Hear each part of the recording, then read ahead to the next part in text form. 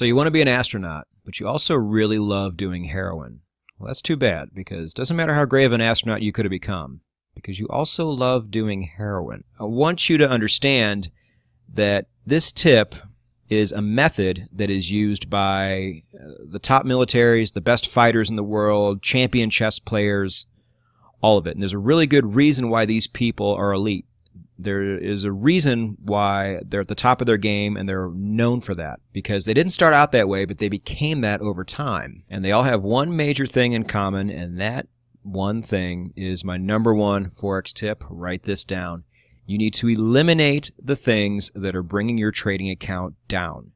Before you go forward, before you start learning new things that make it go up, you first have to know what to avoid. We first need to identify what those things are, and this channel does that. And then you need to understand how taking them out of your trading toolbox makes you a much better trader and makes your account much, much better in the long term. And honestly, the short term too. You can start putting this into action right away. Now that I've revealed this to you, you're probably a little confused. You don't understand how that's even really a tip, or why I can use that right now. But stick around. Listen to this. Look, let's go back to those professions: the soldier, the MMA fighter, and the chess champion.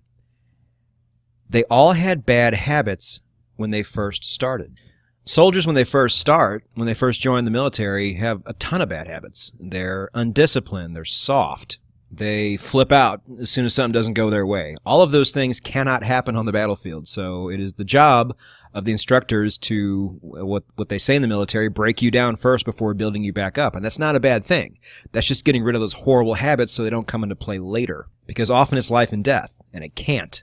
So if you go to the MMA fighter, a lot of them are former kickboxers, wrestlers, jiu-jitsu practitioners, and they all have the tendency to revert back to what they do best. A wrestler, for example, will often, as soon as he gets hit in the face, immediately want to take somebody down, because their mind just goes right back to what they know.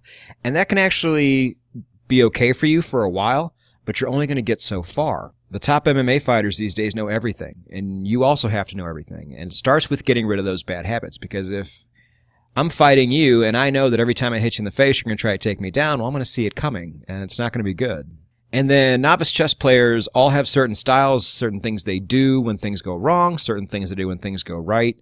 And again, a good coach is going to get that predictability out of them so they can adjust to any situation possible. Because in the champion chess world, they are going to see every situation possible.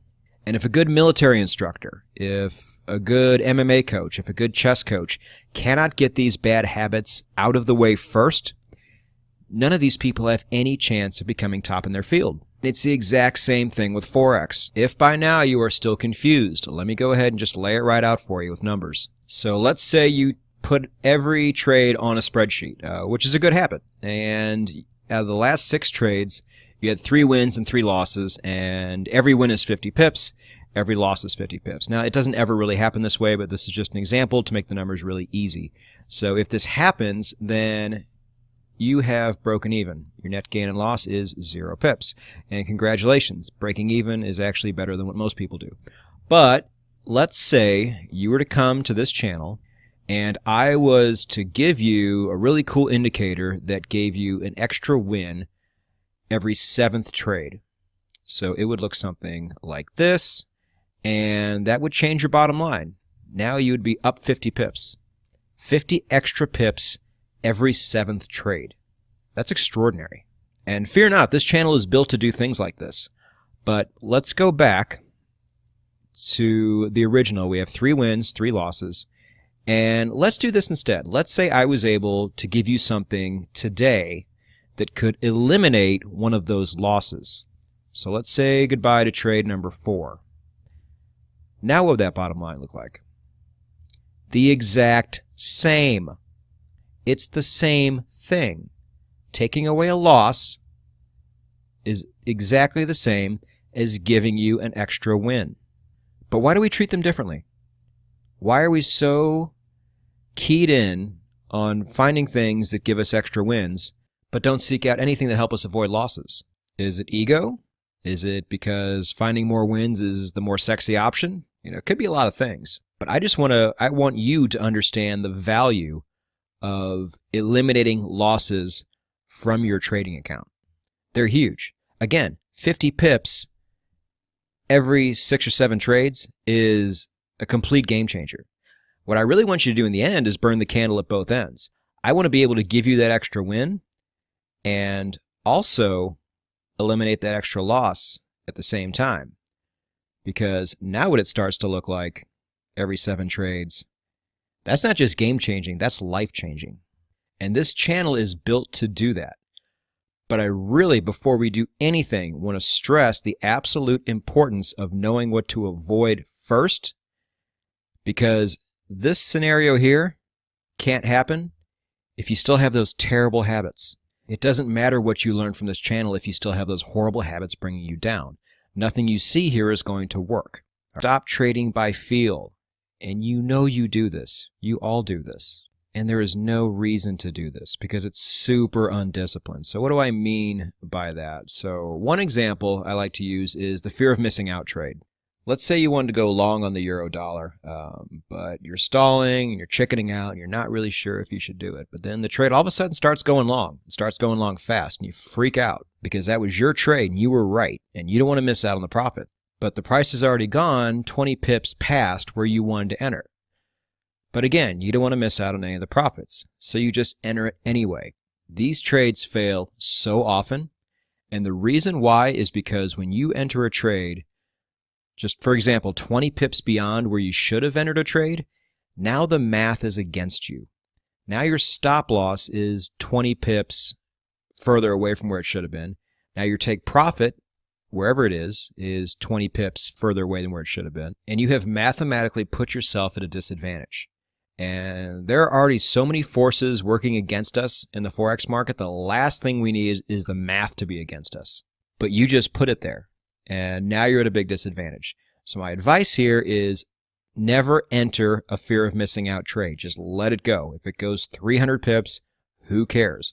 Learn a lesson next time. Stop being indecisive. If it's a trade you want to enter the trade. And the reason a lot of us don't do that is because we don't have a defined system in place that we can always refer to, and because of that we have no confidence. We're just kind of guessing. We're trading by feel.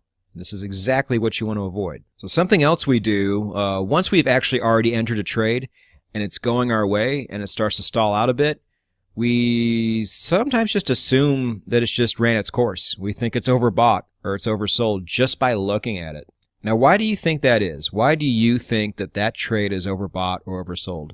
Just by you looking at it. Give me a reason. What is telling you, other than your own intuition, which is bullshit, that it's overbought or oversold? These aren't stocks. This isn't gold. These are currencies, and they can go as high or low as they want. And so this also ties into my last one here, and that's exiting a trade just because. Again, just because you felt like it was the right time to exit. Again, what was telling you to exit? Give me something concrete. Was it some indicator? Was it because there's a particular news event coming up? That I can almost get on board with, but that's almost never why people exit. They just think it's run its course, or they're so happy with the money they made, they don't want to lose any of it. They don't have a good reason.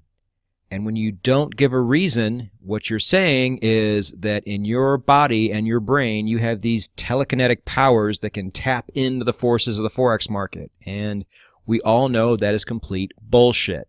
The problem happens when you exit a trade just because, and you were actually right. Because now that validated your own bullshit. And now you believe these powers actually exist. And you know what happens every time somebody like you does that? Somebody like me stays in the trade, and that's the time where that trade runs another 1,000, 1,500 pips.